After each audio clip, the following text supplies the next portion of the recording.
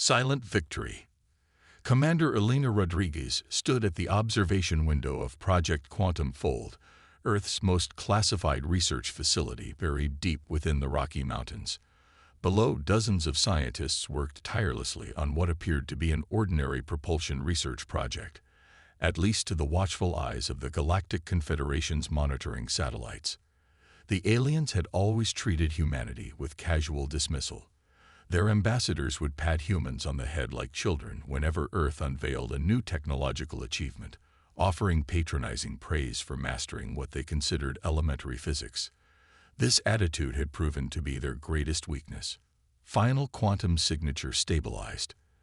Dr. James Chen announced from his station.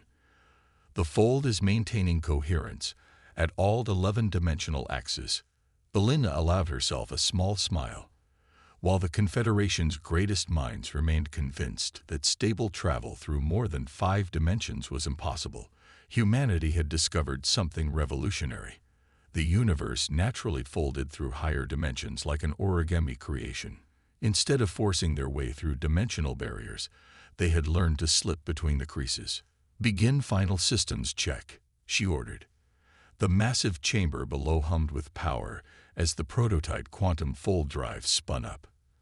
To alien sensors, it would appear as nothing more than routine antimatter containment tests. The real breakthrough remained invisible to their instruments, hidden in the quantum realm they'd never thought to explore. The past decade had seen humanity play the role of the grateful student, accepting the Confederation's guidance while secretly pursuing their own path. Every patronizing lecture had provided new insights into alien blind spots. Every shared scrap of basic technology had revealed new possibilities they'd never considered. "All systems nominal," James reported. "Ready for first full-scale test." Elena nodded. "Proceed." The prototype drive flared to life, and reality itself seemed to shiver. Where other races built massive engines to tear holes in spacetime, humanity had created something far more elegant. The quantum fold drive found the natural seams in the universe and simply stepped through them. In that moment, humanity quietly achieved what the Confederation had spent millennia failing to accomplish. Their laughter would soon turn to silence. Breaking chains. The Galactic Confederation's annual technology exhibition was their favorite stage for reminding developing civilizations of their place in the cosmic hierarchy. Humanity had attended for decades, bringing their modest advances for evaluation like schoolchildren seeking approval. This year would be different. The Earth ship Odyssey dropped out of quantum fold space directly above the exhibition center on New Alexandria, the Confederation's capital world. Where their vessels required vast distances to safely transition between dimensional states, the Odyssey simply appeared, its quantum fold drive having navigated the natural creases in reality. Confederation sensors went wild. Their most advanced detection systems could barely comprehend what they were seeing. A human vessel achieving impossible transit through 11-dimensional space with perfect precision. The carefully maintained illusion of human technological inferiority shattered in an instant. "This is Commander Rodriguez of the Earth ship Odyssey," Elena broadcast on all frequencies. "We appreciate the Confederation's guidance over the years, but humanity is ready to take its place as an equal partner in galactic affairs." The response was pandemonium. The Confederation's leading scientists demanded explanations for what their instruments told them was impossible. Their military leaders called for immediate containment protocols. Their politicians scrambled to understand how they had so completely underestimated humanity's potential. But they had no choice but to listen.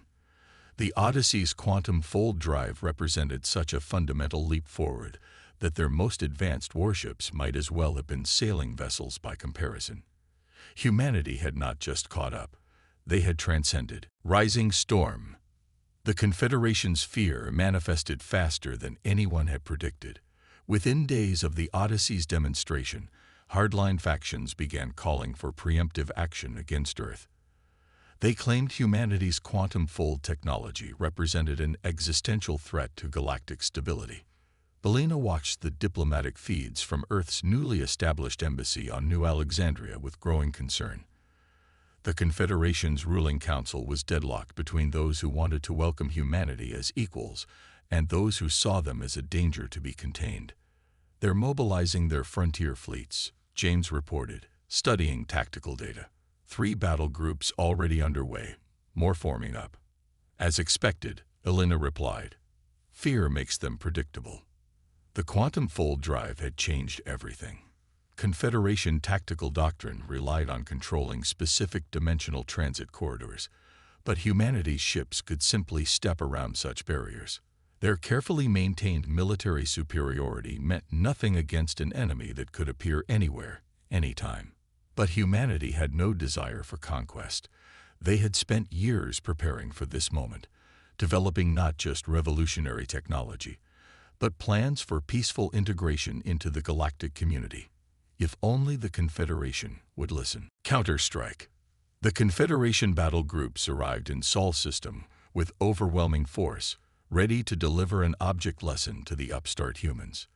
They expected to find a primitive defense fleet. Instead, they found nothing. Earth's orbital installations, shipyards, and defense platforms had vanished, quantum folded to secure locations throughout nearby systems. The Confederation fleet commanders hesitated, suddenly uncertain.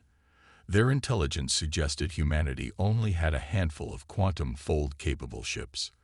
They had assumed Earth itself would be vulnerable. They were wrong. Quantum fold signatures blossomed throughout their formation as Earth's defense fleet emerged from higher dimensional space. Not a handful of ships, but hundreds. The Confederation commanders watched in shock as their carefully planned containment action was itself contained. "This is Commander Rodriguez to all Confederation vessels," Elena transmitted. "Your fleet is surrounded, and our weapons are locked. But we are not here to fight. Stand down and let us talk as equals." The Confederation fleet had no choice. Their weapons were useless against ships that could simply step away from incoming fire through higher dimensions. Their strategic doctrine had no answer for an enemy that could bypass any defense. For the first time in their history, they faced a force they could not simply overwhelm with superior numbers and technology. New dawn. The Galactic Confederation changed forever the day humanity proved itself their equal. The hardliners who had pushed for military action were replaced by those who saw the potential in cooperation. Humanity's quantum fold technology revolutionized transportation and exploration throughout known space. But more importantly, humanity's rise forced the Confederation to confront its own arrogance. Other developing civilizations were suddenly viewed with new respect, their unique approaches to science and technology given proper consideration. The age of patronizing dismissal was over. Elena stood in the Great Hall of the Confederation Assembly, now as Earth's official ambassador. The quantum fold drive had given humanity its seat at the table, but it was their restraint in victory that had truly earned the Confederation's respect. "The universe is vast," she addressed the assembly, "and none of us have all the answers. But together, there are no limits to what we might achieve." The chamber erupted in applause, not the patronizing kind she had heard so many times before, but genuine appreciation between equals. Humanity had proved itself not just through technological achievement, but through wisdom. The galaxy had mocked them, underestimated them, dismissed them. But in the end, humanity's greatest victory wasn't in proving their critics wrong. It was in showing them a better way forward.